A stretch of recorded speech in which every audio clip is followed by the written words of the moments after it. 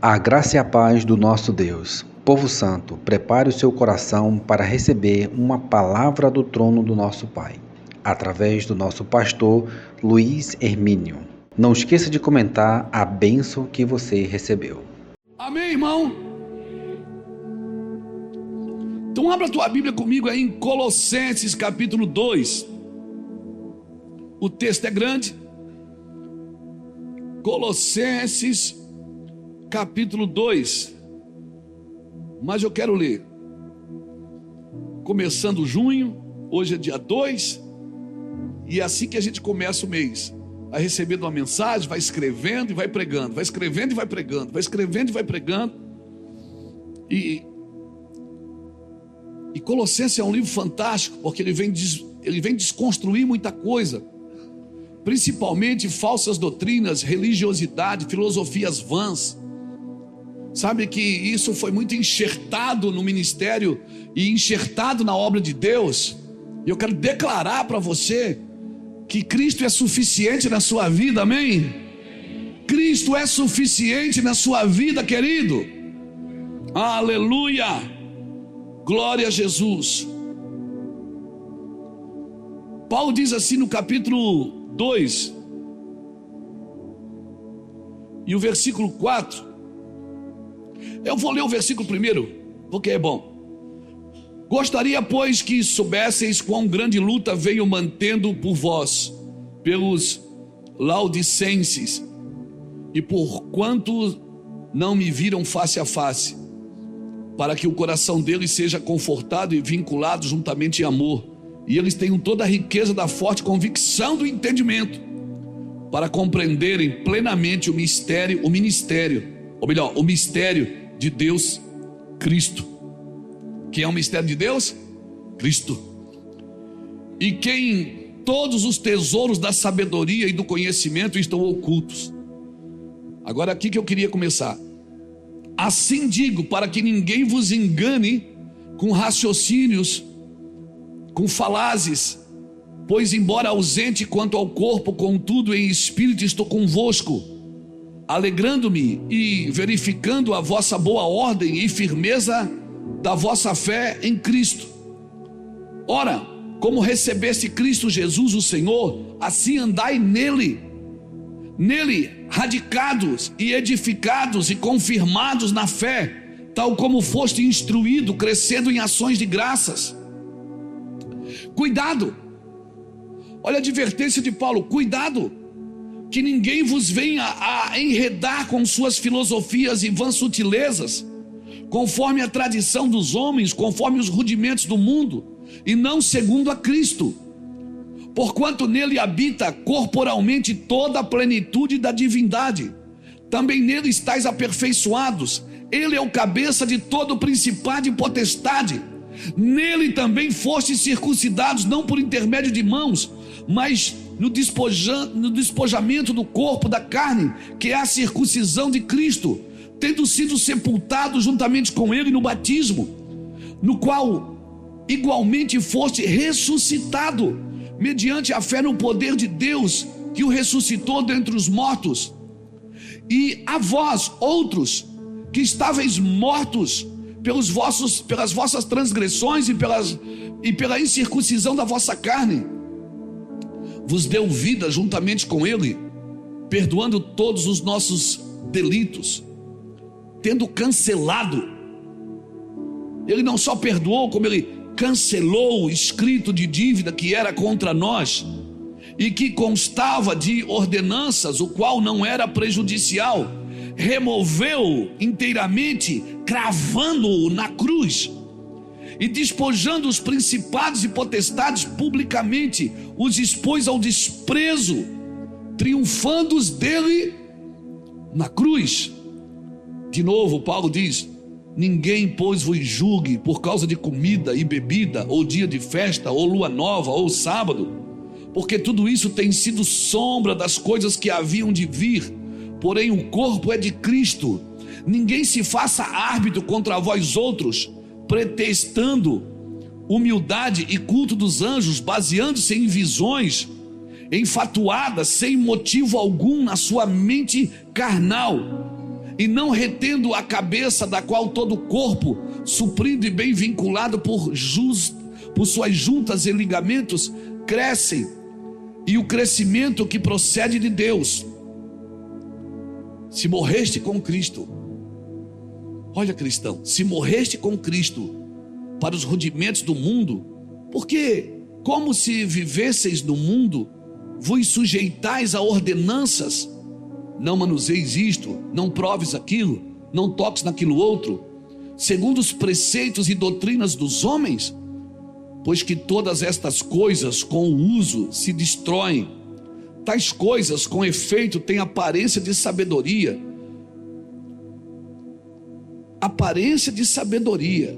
como o culto de si mesmo, e de falsa humildade, e de rigor ascético. Todavia não tem valor algum contra a sensualidade. Algumas traduções dizem contra a mortificação da carne. Meu Deus, aqui tá bom. Acabou, né? Acabou o capítulo 2. Nós lemos todo. Irmãos, Colossenses é fantástico. Eu gostaria de receitar Colossenses para você ler em casa, principalmente o capítulo 2 e o capítulo 3.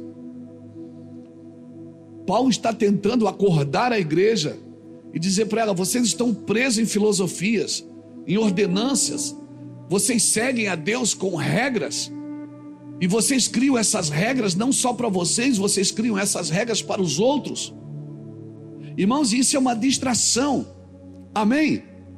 Obrigado, Senhor, por essa palavra. Nós nos colocamos debaixo dela e pedimos sabedoria do Senhor para que o Senhor nos conduza nessa palavra, debaixo da tua glória, em nome de Jesus.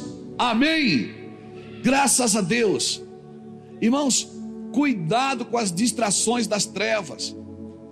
Você viu aqui que tem por desculpa filosofias vãs sutilezas, que tem cara de piedade, mas não é piedade, que tem cara de sabedoria, mas não é sabedoria, baseado nas regras, que serve a Deus mais com medo do diabo do que amor a Jesus Cristo. Sabe, cuidado com as distrações das trevas. E sabe o que eu tenho visto nesses dias? É que essa distração está sendo usada pelos crentes e tem contribuído para que a igreja seja desviada do propósito. Parece que a gente pega um assunto e leva para a internet, e os crentes ficam tudo se mordendo, se discutindo, se gladiando na internet, e esquecem de Cristo, esquecem do amor de Cristo, esquecem da mensagem áurea da igreja, esquecem do propósito da igreja na internet, na escola, na igreja, na empresa, em qualquer lugar que a igreja entra. Ela não tem que perder tempo com briga de rua. Isso é briga de rua, irmão. Amém? A nossa briga, ela está marcado o horário, ela tem as armas adequadas, ela tem a forma adequada. Irmão, dizer a esta geração que tem um propósito eterno tem sido difícil. Por quê? Porque é uma geração que vive de momento, de confusão momentânea. Acontece uma coisa, no outro dia está todo mundo discutindo na internet. E o pior, você tem que escolher um lado, você tem que ficar num lado. Hoje o lado mais comum é da direita e da esquerda. Qual lado que você é? Eu sou de cima, irmão. Eu quero salvar os dois lados. É claro que por causa da família, por causa da comunhão, a gente comunga com um lado melhor do que o outro. Mas nós queremos salvar os dois lados. Eu fico imaginando, as coisas acontecem, se acontece um problema, se acontece um caos, como diz aqui no sul, se acontece um crime, se acontece uma reportagem, as pessoas ficam discutindo, crente perdendo tempo com discussões tolas,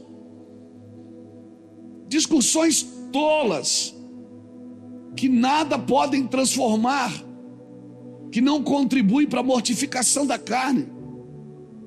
Então dizer para uma geração que vive de momento que o propósito é eterno É muito difícil, Saulo, porque as pessoas não se preparam para a eternidade. Nós, como igreja, estamos sendo preparados para a eternidade. Não é só para o momento, irmãos. Você está entendendo? Você está aqui comigo? Está aqui, não está? Fica aqui, fica ligado. Uma geração que espera tudo imediato, ela tem dificuldade de viver por algo eterno. Ela tem dificuldade de acreditar em algo eterno. Então ela fica discutindo. Qualquer coisa que começa a acontecer, vira discussão. Discussões intermináveis.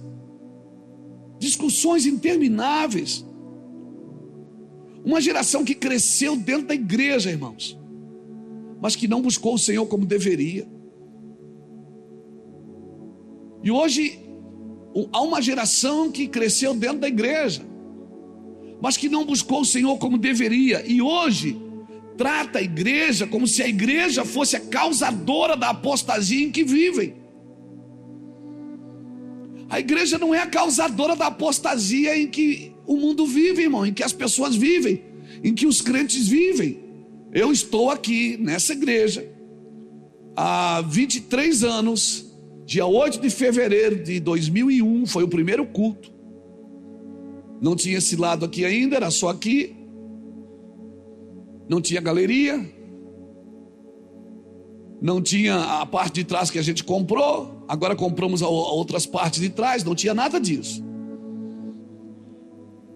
Eu estou há 23 anos pregando a mesma coisa. Escute as mensagens, são as mesmas. Vivendo a mesma coisa. Trabalhando pela mesma causa. Então, irmãos, pessoas que cresceram dentro da igreja, mas que não buscaram o Senhor como elas deveriam ter buscado, hoje elas tratam a igreja como se a igreja fosse a causadora da apostasia. É claro que ela pode ter contribuído com a sua forma de viver, com a sua forma de cultuar, com coisas que não fazem sentido hoje. Mas a nossa geração, irmãos, não pode transferir uma responsabilidade. Nós precisamos comer de Cristo, viver com Cristo. Amém? Nós fomos chamados para viver com Cristo. E nós temos que sim, nós temos que alicerçar, enraizar e alicerçar Cristo no nosso casamento, na nossa família, nas nossas coisas, na nossa vida. A nossa geração, ela precisa ser mais exata. Nós falamos de tantas coisas. Às vezes eu me assusto, como a gente viaja muito, a gente está muito fora às vezes daqui. Eu tenho estado em muitos altares, em muitos púlpitos, em muitas cidades. E às vezes eu vejo pessoas falando tantas coisas, mas não falam o que é preciso ser falado. E se uma geração perder a noção do que é óbvio, ela vai perder a noção do evangelho. O evangelho é algo óbvio, irmãos. E o óbvio precisa ser dito. Cristo ainda é a ressurreição. Cristo ainda é a vida. Amém? Amém, irmãos? E é interessante, eu estava lendo hoje Romanos capítulo 2, o versículo 1, Romanos capítulo 2, do versículo 1 ao versículo 6, eu até escrevi aqui, está assim. Olha o que diz na versão transformadora.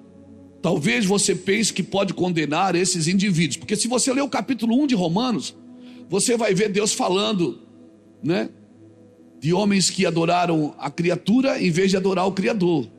E ele fala que esses homens foram entregues às suas paixões infames, homem com homem, mulher com mulher, está na Bíblia. Só que daí você lê aquilo, você diz, está aqui na Bíblia. Aí no capítulo 2 Deus diz, mas você que fica falando dessas pessoas, olha o que ele diz. Talvez você pense que você pode condenar esses indivíduos, mas é igual a eles e não tem desculpa. Quando diz que eles deveriam ser castigados, condena a si mesmo, porque você que julga os outros pratica as mesmas coisas. E sabemos que Deus, em sua justiça, castigará todos os que praticam tais coisas. Uma vez que você julga os outros por fazerem essas coisas, o que leva você a pensar que evitará o julgamento de Deus ao agir da mesma forma? Não percebe, olha isso, irmãos, não percebe, eu estou lendo o capítulo 2 de Romanos, do versículo 1 ao 6, não percebe quanto ele é bondoso, tolerante e paciente com você? Sabe o que Paulo está dizendo? Deus foi tão paciente com você tão amoroso para te salvar, e agora você fica criando caminhos para os outros que nem você foi salvo por eles. É isso que Paulo está tentando me dizer. Você não percebe que Deus é bondoso? Que Deus é carinhoso, é paciente, é tolerante? Não vê que essas manifestações da bondade de Deus visam levá-los ao arrependimento?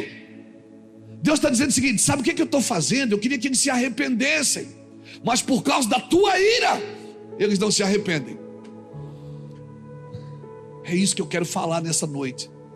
Arrependimento pela ira não transforma a vida de ninguém. O arrependimento tem que ser pelo amor. Mas por causa do seu coração rebelde, você se recusa a abandonar o pecado, acumulando ira sobre si mesmo. Pois o dia da ira se aproxima, quando o justo juiz de Deus se revelará. Ele julgará a cada um de acordo com os seus atos. O que é que eu aprendo aqui, Paulo? Eu aprendo aqui que nós queremos que as pessoas se arrependam, mas um arrependimento causado pela nossa ira, não pelo nosso amor. Então eu não posso ser um pregador: eu estou irado contra o pecado. Não é a tua ira que salva as pessoas, é o teu amor que constrange. Pegou? Você está pegando? É isso que Paulo está tentando dizer para os colossenses. Ele diz: vocês criaram tantas regras, filosofias vãs, sutilezas, que agora eu quero salvar as pessoas através de vocês, eu não consigo. Em outras palavras, vocês ficaram muito religiosos e muito chato. Na linguagem Luiz Herminiana, vocês ficaram muito religiosos e muito chato. Você que decide quem toma ceia, quem não toma. Você que escolhe quem senta e quem não senta. Você que decide. Não é você que decide, meu irmão. O Senhor está dizendo: Cristo é suficiente. Amém? E Deus quer selar o coração de cada cristão com muito amor, com muita sabedoria. E quando você abraçar alguém, amar alguém, certamente essa pessoa vai ser constrangida por amor, não por ira. Nós queremos que as pessoas se arrependam, mas um arrependimento pela nossa ira, não pelo amor. Arrependimento gerado pela ira não transforma pessoas. Por isso que o amor tudo sofre, tudo crê, tudo suporta, mas ele jamais acaba.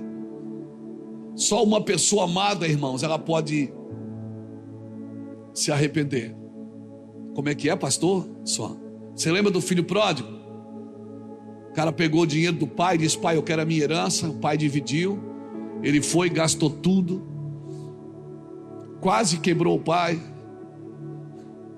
Foi lá, gastou tudo. Tentou comer com os porcos, não conseguiu. Até os porcos não queriam ele no curral. Aí a Bíblia diz que ele caiu em... E quando ele caiu em si, ele lembrou de quem? Por que ele lembrou do pai? Porque ele foi amado por aquele pai. Quando as pessoas caírem em si, sabe de quem elas vão lembrar? De quem as amou, não de quem as condenou, de quem as julgou, de quem as perseguiu. Ei, elas vão lembrar de quem as amou, de quem cuidou delas, quando elas ainda estavam na semente, quando elas não mereciam. Aleluia. Você está me entendendo, querido? Por que ele não lembrou do irmão mais velho? Por que ele não lembrou? Ele disse: eu vou para a casa do meu pai, porque na casa do meu pai até os funcionários dele são bem tratados. Meu pai é um homem bom, e certamente eu vou pedir para ele me tratar como um dos seus empregados. Pai não trata você assim não, bebê. O pai é pai, ele não trata você como evangélico não, da igreja tal, da igreja A, da igreja B ou da igreja C. O pai não trata você indiferente. O pai não trata você como um funcionário. O pai é teu pai. Amém? Amém? Por isso que se você for infiel, Deus continua fiel e continua te amando, porque só o amor pode gerar arrependimento no coração do outro. Só uma pessoa que é amada, que é cuidada, pode gerar arrependimento no coração dela. Aleluia! E nós cobramos um amor do mundo, que quem tem que ter esse amor somos nós. Cara, se você ler Romanos capítulo 1, você vai ver Deus falando tantas coisas sobre idolatria, sobre homossexualidade, falando que a ira de Deus dos céus, se manifesta a ira de Deus pelos filhos da impiedade. Bota aqui para mim, Romanos 1, versículo 18. Bota, coloca ali, Romanos 1, 18. A ira de Deus se revela do céu contra toda a impiedade e perversão dos homens que detêm a verdade pela... Quem é que detém a verdade? Quem é que pode deter uma verdade? Quem tem ela. E quem é que tem a verdade? Quem é que tem a verdade, irmãos? É a igreja, os filhos. Você acha que Deus está irado com o mundo? Não, Deus está dizendo: eu estou com raiva de vocês, porque vocês detêm a verdade pela prática da injustiça. A minha bronca é com vocês, que vocês sabem a verdade e vocês deveriam praticá-la. Você acha que Deus Deus está muito depressivo? Deus está triste com o bandido? Você acha que Deus está depressivo com alguém? Você acha que tem alguma religião que ofende a Deus? Sabe quem ofende a Deus? É quem tem uma verdade e não pratica. Dos céus, a ira de Deus se revela do céu contra toda impiedade e perversão dos homens que detêm a verdade pela injustiça. Ninguém pode deter uma coisa que não tem. Quem detém é quem tem.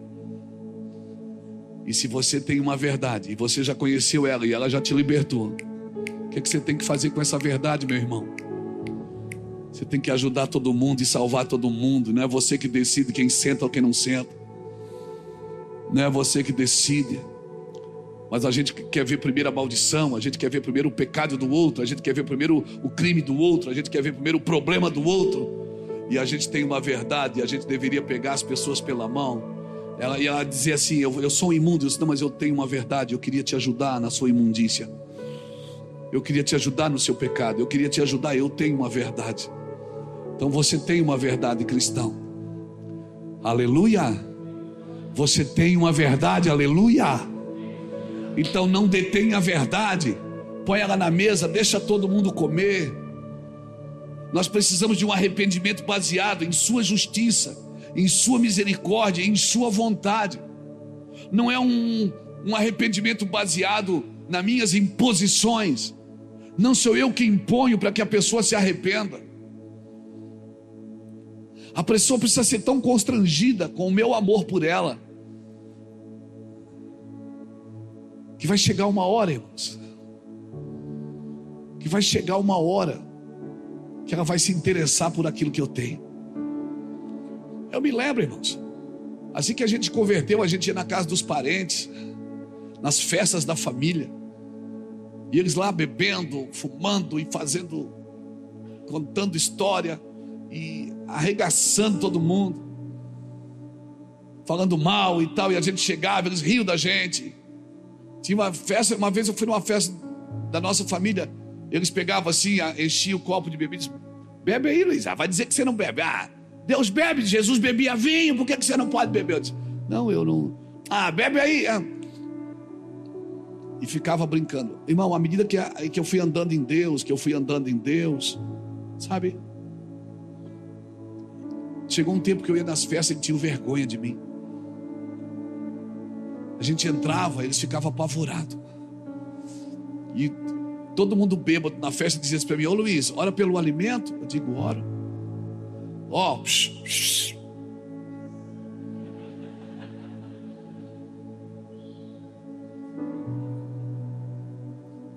Luiz vai orar pelo alimento. Aí eu já aproveitava, né, irmão? Deus, vou orar por maionese? Não, vou orar pelo meu tio, vou orar pela minha tia. Eu comecei a orar: Deus, toca essa casa. Deus, eles te servem, eles são homens bons e mulheres abençoadas. Senhor, dá uma chance para eles te conhecer. Irmão, era quebrantamento. Cadê a comida, irmão? Era choro e lágrimas. Por quê? A gente converte e diz: eu não vou mais. Lá na minha casa é todo mundo desviado. Esses demônios, o sangue de Jesus tem poder.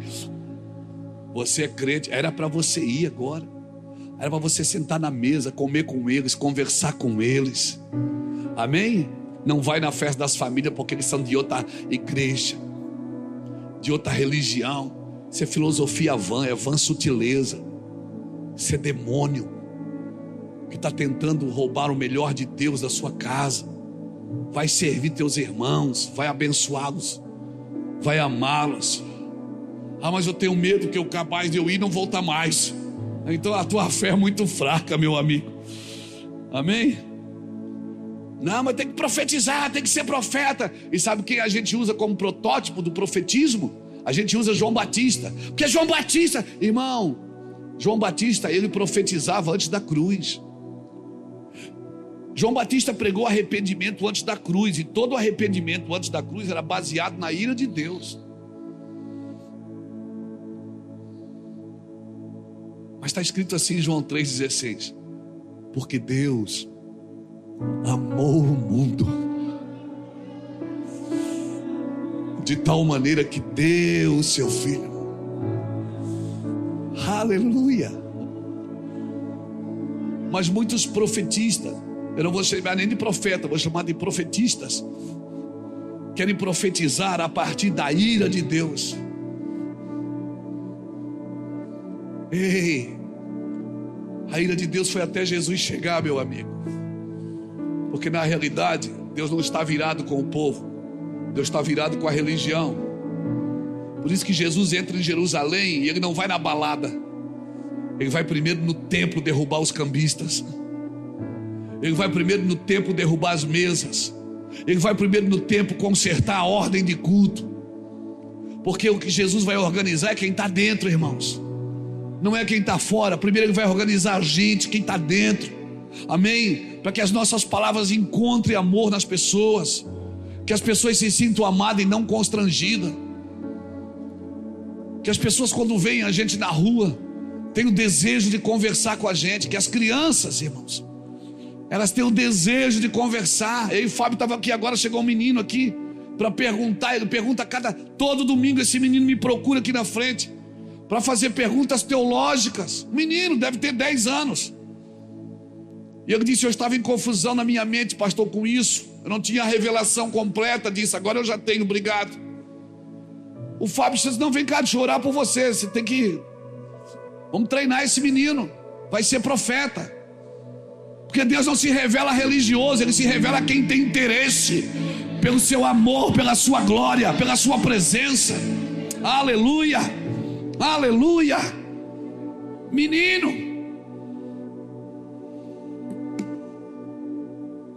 depois da cruz, irmãos,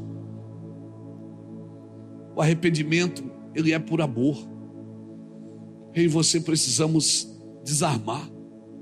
Nós somos cristãos armados ainda, armados com a nossa religião evangélica. Eu sei, irmão, eu sei que avivamento, que arrependimento precisa estar firmado na confissão de pecado, na obra completa da cruz, na supremacia de Cristo. Eu sei disso, irmão, não sou ignorante. Eu sei que sem Cristo nada podeis fazer, mas nós precisamos representar isso melhor. Nós precisamos deixar a mesa posta e a gente precisa ter interesse disso, irmãos. As pessoas que nos ouvem como cristãos, elas precisam ter fome e sede de justiça. As pessoas, elas precisam ouvir a gente e querer isso, irmãos. A gente não pode cobrar. Isso aqui não é um pedágio. A igreja não é um pedágio. A igreja não é um pedágio. Nós paramos na confissão de pecado. Oh, meu Deus. A gente quer impor. Você tem que fazer. Você não tem, irmãos. Não tem. As pessoas têm que ver você praticando algo por amor. Amém? Irmão, se a sua casa fala na hora do almoço, na hora da janta, vocês sentam para falar da igreja, certamente seus filhos nunca vão querer vir à igreja. Mas se você sentar, abrir a Bíblia para falar de Cristo, seus filhos vão querer servir a Cristo. Não terceirize para o Estado, não terceirize para as escolas, para o professor. doutrina para os seus filhos. É você quem faz, irmão. Essas coisas elas não têm nenhuma afinidade com a ressurreição de Cristo. Cristo ressurgiu dos mortos, irmãos. Deixou uma incumbência para mim e para você. Amém. Preguem, ide por todo mundo, falem, vivam isso, queimem, deixe as pessoas quererem, e certamente as pessoas vão querer. Mas parece que eu venho servir a Deus e parece que Deus me deve alguma coisa, parece que Deus está sempre me devendo algo. Irmãos, mas eu estou fazendo tudo certo. Às vezes não é o certo que eu tenho que fazer, é o exato, porque o certo é diferente do exato. Eu tenho aprendido que pecado é toda coisa boa que não tem Cristo. A santidade do Senhor, ela está firmada na pureza, e nós não podemos perder essa medida. Então Paulo, quando ele fala aos Colossenses, ele está dizendo: deixa tudo que não é Cristo. Se você deixar tudo que não é Cristo, irmão, vai ficar mais fácil de você saber o que é Cristo. Porque antes, quando Paulo vai ensinar sobre o reino de Deus, antes de dizer o que é reino, ele diz o que não é. Ele diz: o reino não é comida nem bebida, mas é justiça, paz e alegria no Espírito Santo. Então pergunte a você mesmo, como família, como cidadão, o que estamos fazendo que não é segundo a Cristo? Porque o que estamos fazendo que não é segundo a Cristo não tem nada contra, não tem nenhum julgamento, nenhuma sentença contra a carne. Evangelho, querido, é para viver na íntegra. Não é só para ouvir uma palavra. Vou lá para ouvir uma palavra para minha semana ficar mais leve. Não, Deus não quer deixar você leve. Deus quer carregar você de responsabilidades. Por isso que Ele te chamou, por isso que Ele te deu, por isso que Ele te levantou. Deus quer carregar você de responsabilidades. Amém? Amém, Rose? Nessa cadeira de roda você pode fazer alguma coisa por alguém. Aleluia, porque a bondade, irmãos, ela está em você. A generosidade está em você. Nós estamos fazendo igreja sem Cristo. Então, nós não temos que viver, ou melhor, nós não temos que nos arrepender para viver bem. Nós precisamos nos arrepender porque nós estamos vivendo sem Cristo. Como isso, pastor? Igreja sem Cristo, vida cristã sem Cristo, evangelho sem Cristo. Como é possível? É possível, irmão. Eu consigo pregar sem Cristo, porque eu já aprendi a pregar. Eu posso abrir o texto e escrever algumas filosofias, algumas frases de efeito, e eu consigo pregar sem Cristo. Mas até onde eu vou viver sem Cristo? Até onde? Aonde eu vou terminar sem Cristo? Eu consigo fazer um culto sem Cristo. Eu consigo abrir uma igreja sem Cristo. Mas até quando? Por isso eu posso fazer a coisa certa, mas não estar exata.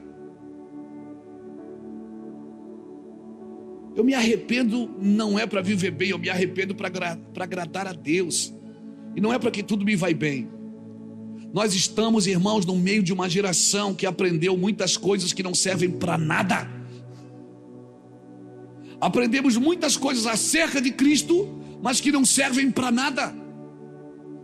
Que não servem para nada, que nada pode contra os apetites da carne. Olha o texto que nós lemos. Colossenses capítulo 2, versículo 20 a 23. Colossenses 2, do 20 a 23, lê de novo. Olha o que diz: se morreste com Cristo para os rudimentos do mundo, por quê? Como se vivesseis do mundo, vos sujeitais às ordenanças. Não manuseis isso, não prove aquilo, não toque naquilo outro, segundo os preceitos e doutrinas dos homens, pois que todas estas coisas com o uso se destroem. Tais coisas com efeito têm aparência de sabedoria, como o culto de si mesmo, e de falsa humildade, e de rigor ascético. Todavia não tem valor algum contra as apetites da carne, ou contra a sensualidade. Não tem. O que é que Paulo está tentando me dizer? Você criou muita coisa boa, você fez muita coisa certa, mas isso não vai transformar você numa nova criatura. O evangelho, irmãos, é para nos transformar numa nova criatura. Amém? Numa nova criatura, não é para melhorar o Adão caído. É para mim viver o Cristo crucificado. Por isso eu preciso analisar a minha vida e ser radical comigo. Mas eu sou radical com os outros e tolerante comigo. Eu faço o que eu quero e acho que não deixo ninguém se meter na minha vida. Mas com os outros eu sou radical. Eu acabo criando atalhos para mim e dificultando o caminho para os outros. Nós conseguimos fazer igreja sem Cristo. Que evangelho nós estamos aprendendo? Por quê? Porque se você ouve o evangelho e você não tem desejo pela cruz, você não tem desejo pelo Cristo vivo, pela ressurreição, pela eternidade, irmãos, o nosso evangelho não está causando efeito. Você está ouvindo isso do pastor da igreja.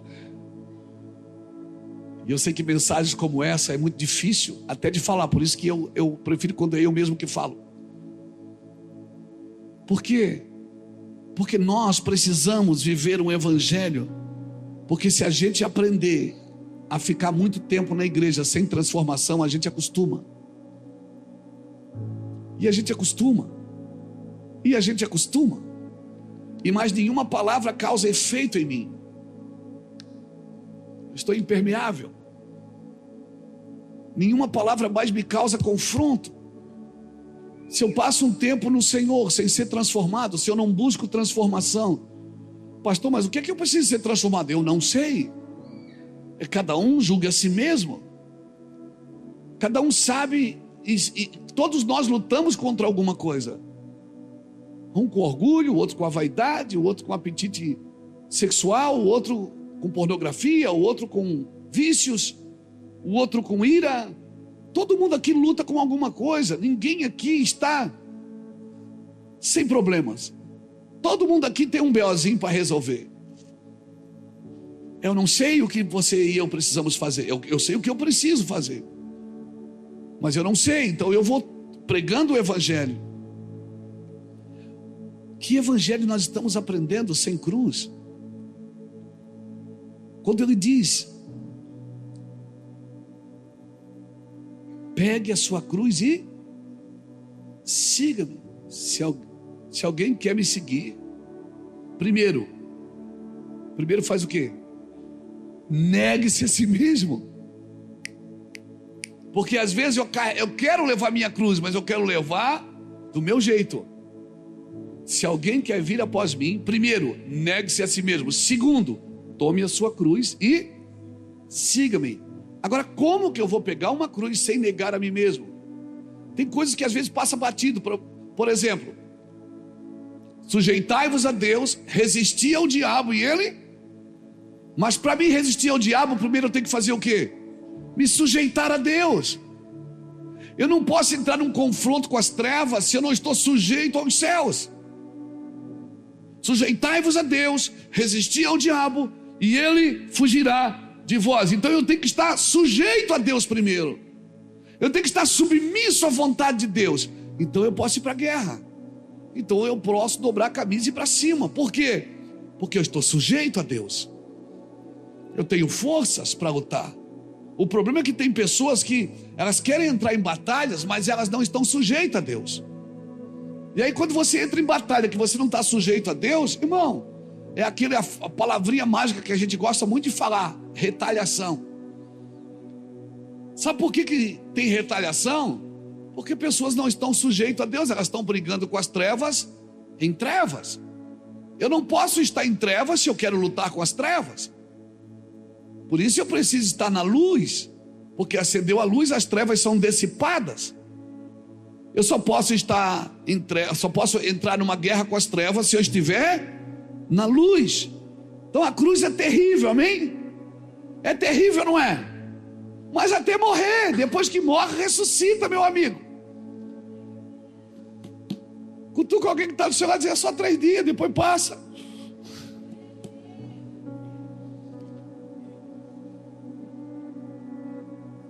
Então, quando você diz, escuta bem o pastor Luiz aqui, quando você diz para um crente que vem na igreja para ser abençoado, você diz, você tem que tomar a sua cruz, ele acha que ele está sendo confrontado. Não, irmãos, quando nós falamos tome a sua cruz, isso parece ser o fim. Não, irmãos, a cruz não é o fim, ela é o começo. Porque se eu não me sujeito a Cristo, eu não entro em nenhuma guerra, eu não vou vencer. É perda de tempo. Mas com Cristo, eu vou sendo discipulado pelo Senhor. A cruz é terrível. Mas olha o que a Bíblia diz em Filipenses capítulo 5. Capítulo 2, versículo 5, perdão. Filipenses não tem capítulo 5. Capítulo 2, versículo 5. Que Deus, que Ele se esvaziou de si mesmo, tomou a forma de servo, foi obediente até a morte, e morte de cruz, mas Deus lhe deu, passou a cruz, aí começa, sabe, passou a cruz, começa, e Deus lhe deu um nome que está acima de todo nome, a qual todo joelho se dobrará e toda língua confessará. Querido, é muito bonitinho as massagens no ego, é muito bonitinho as mensagens, né, motivacionais que vão jogar você para cima, levanta a mão e dá glória. Eu acho isso fantástico e é bom mesmo. Às vezes a igreja precisa disso. Às vezes a igreja precisa ser entusiasmada porque ela está tão triste, está ferida, está machucada. Mas eu vou te falar uma coisa: essas mensagens não podem transformar a sua vida. Onde você é o epicentro de Deus, você não é o centro é Cristo. Deus é o alvo, Cristo é o centro, a Bíblia é a base, o Espírito Santo é o único condutor. Aleluia! Eu e você precisamos entender isso. Então, mensagem, levanta a mão para cima e dá glória. Elas são motivacionais, são boas mensagens. Tem dia que eu preciso ouvir elas. Mas o que vai salvar a sua vida e a sua família e firmar você na casa, na rocha, o que vai firmar essa casa na rocha é as mensagens, irmãos, onde Cristo está dizendo: venha, eu quero restaurar você, eu quero transformar você num novo homem, numa nova mulher. Você não pode continuar vivendo, passa ano e entra ano, 10 anos, 20 anos, 30 anos, 40, 50 e 60, daqui a pouco você vai estar sentado numa cadeira, arrependido porque não viveu na plenitude de Cristo, e você poderia ter desfrutado na plenitude de Cristo. Obrigado pelo seu aleluia.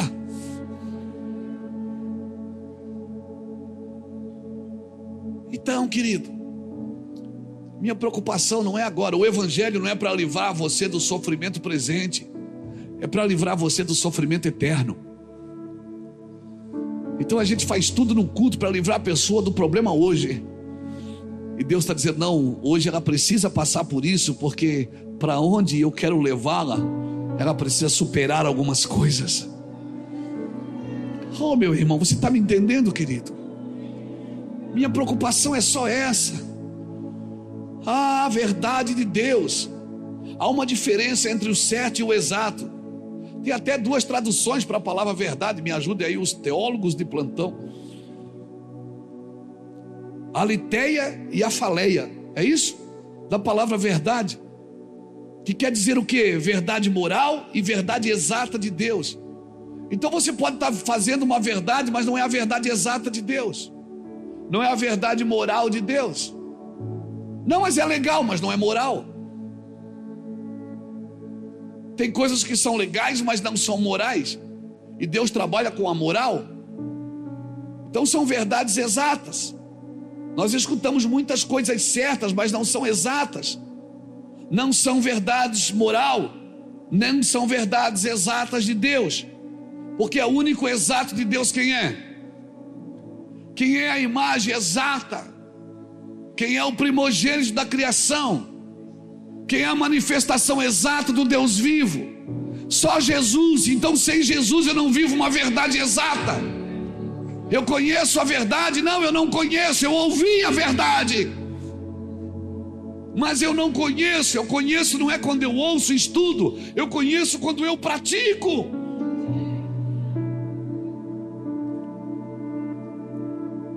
bota aqui para mim, Atos capítulo 18. Bota aqui para mim no telão. Atos 18, versículo 24 a 28. Nesse meio tempo, chegou em Éfeso um judeu natural de Alexandria chamado Apolo, homem eloquente e poderoso nas escrituras. Era ele instruído no caminho do Senhor e sendo fervoroso de espírito. Ele pregava ou não pregava? Ele era bom ou não era? Ele era fervoroso ou não era? Sendo fervoroso de espírito, falava e ensinava com precisão. Era preciso ou não era? A respeito de Jesus, conhecendo apenas o batismo de João. Aí vamos.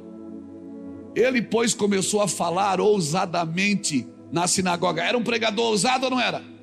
Era preciso ou não era? Era eloquente ou não era?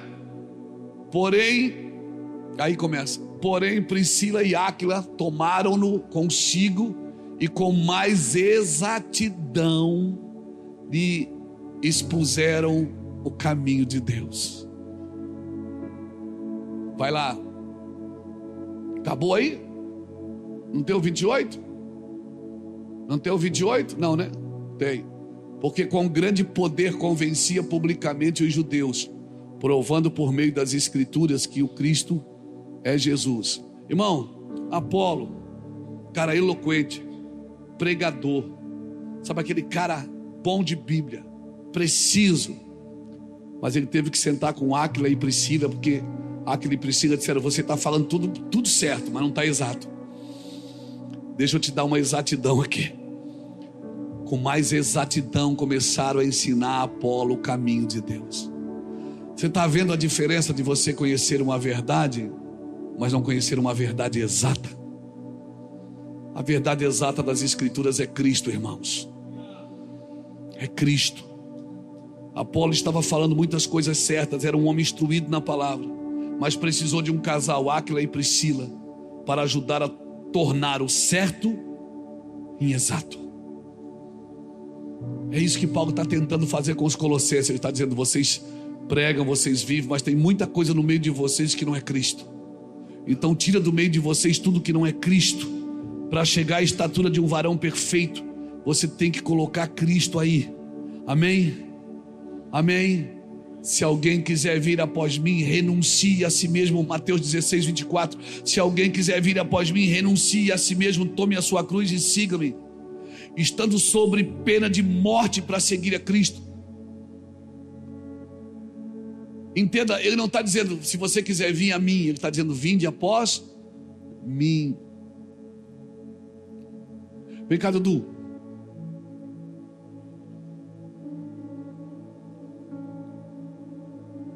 Quando Deus chamou o Dudu,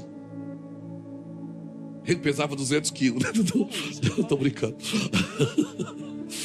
Quando Deus chamou o Dudu, Deus disse assim: vinde a vós que estás cansado e sobrecarregado. O que é que custou isso para o Dudu? Nada. Deus disse: vinde a mim. Esse trabalho de ir a Ele não te custa nada. Mas depois de um tempo Deus disse assim para o Dudu: vinde após mim, tome a sua cruz e siga-me. O que é que custou para o Dudu? Tudo. Ir a Ele não te custa nada, mas viver após Ele te custa tudo. Essa é a grande confusão do Evangelho. É que as pessoas, elas vêm a Cristo e como não custou nada, elas continuam indo após Cristo, querendo não viver com mais nada. Então essas são as 3 fases da sua vida, querido. Vir a Ele não te custa nada, vir após Ele. Primeiro, você vai ter que negar a si mesmo. Segundo, você vai ter que tomar uma cruz. E assim como Ele morreu por vós, você vai ter que morrer por alguém. E depois vai chegar um tempo na vida do Dudu que Ele não vai dizer: vinde a mim ou vinde após mim. Ele vai dizer: ide por todo mundo e pregai o Evangelho a toda criatura. Quando Ele diz: vinde após mim, é você que vai com Ele. Quando Ele diz: ide por todo mundo, é Ele que vai com você. Aí Ele diz: põe a mão ali e cura, porque eu vou curar. Ele diz: fala, porque eu vou falar. Você está me entendendo o que eu estou te dizendo? Pegou? Pegou isso no seu espírito. Ir a Ele não te custa nada, mas viver após Ele vai te custar a vida. Vai te custar tudo, vai te custar tempo, vai te custar recurso, vai te custar tudo. Até o dia que Ele olhar para você e dizer assim: agora vai por todo mundo e prega o evangelho a toda criatura, ensinando ele a guardar, assim como você aprendeu. Você vai ensinar a guardar todas as coisas. Não é só para fazer festa, não é só para fazer evento, não é só receba, não, você vai ensinar todas as coisas. Amém? Você vai dizer para a pessoa: no dia bom você celebra, no dia mau você aprende. Você vai aprender sobre marido, você vai aprender sobre esposa, você vai aprender sobre filho, sobre pai, sobre pagar suas contas, sobre fazer a coisa certa. Você vai aprender tudo. Oh meu Deus, alguém está me entendendo aqui? Obrigado, Dudu. Isso é evangelho. E o que passa disso é anátema. Então chega de fazer festa para quem não está com fome. Do que adianta ter igrejas cheias de gente vazias, que não discernem a mão direita da esquerda, que bateu, levou. Não, o evangelho é diferente. Se alguém te convidar para ir uma milha, você vai ter que ir duas. Se alguém te ferir uma face, você vai dar outra. Se alguém te pedir a capa, você vai dar também a túnica. Aleluia, isso é evangelho, amigo. Aleluia. Cristo está nele. Sem Cristo não é evangelho. E a igreja evangélica não pode roubar você da igreja de Cristo.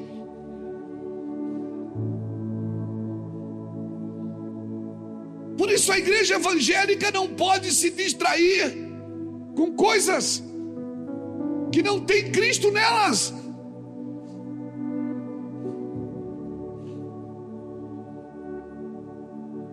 Guarde isso. Então tem cortes, irmãos, que Deus vai fazer na gente. Paulo fala da circuncisão aqui para esse povo. O que ele está tentando dizer? Ele está dizendo o seguinte: Deus vai te dar um corte que vai anular algumas doutrinas que vão se tornar insignificantes da sua vida. Por que você acha que Abraão teve que circuncidar? Porque ele contaminou o canal com Agar, irmãos. O canal que traria promessa. Deus está limpando o canal de Gerar. Paulo está dizendo assim: a circuncisão agora é no coração. E por isso Deus está limpando o nosso coração, circuncidando a gente, o nosso coração. Por isso não viva o evangelho sem Cristo, irmãos. Não viva. O evangelho sem Cristo, ele é pesado, porque ele é baseado na ira. O evangelho sem Cristo, você vai estar sempre de mal com alguém, sempre triste com alguém, sempre decepcionado com alguém, sempre frustrado com alguém. E quer saber o que eu acho? Eu acho que não é só eu que acho, irmão. Um povo que não se frustra, um povo que não se decepciona, um povo que não se fere, é um povo fraco, é um povo mimimi, é um povo Nutella. Amém, irmãos? O povo que tem diplomas, mas não tem cicatrizes. Você tem que ser marcas de superação. Você superou algo, porque quando você supera algo, você tem o que dizer para alguém que está passando a mesma coisa. Ei, nenhum homem vai ver a glória de Deus sem viver uma vida de superações. Você vai superar a enfermidade, você vai superar necessidade, você vai superar calúnia, você vai superar engano.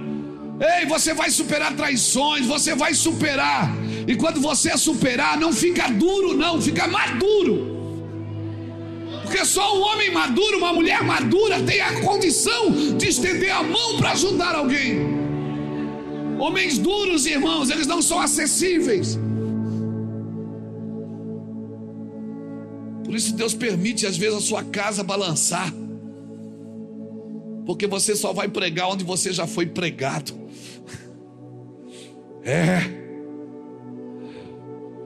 Quando alguém sentar com você, você vai dizer: eu sei o que é querer comer um cachorro quente e não ter dinheiro para comer um cachorro quente. Eu sei o que é isso, porque eu também já quis comer um cachorro quente e eu não tinha dinheiro para comer o cachorro quente. Mas Deus sempre prepara os seus anjos. E coisa boa é estar na condição do anjo, não na condição de alguém que precisa dele. Por isso você precisa passar por algo que vai selar você, vai marcar você. Não fica criando coisas no evangelho. Não fica criando, filosofias. Não fica criando autoajuda. Ei, o evangelho não precisa de autoajuda, ele precisa de ajuda do alto. É isso que o evangelho precisa, ajuda do alto, não é autoajuda. Aleluia.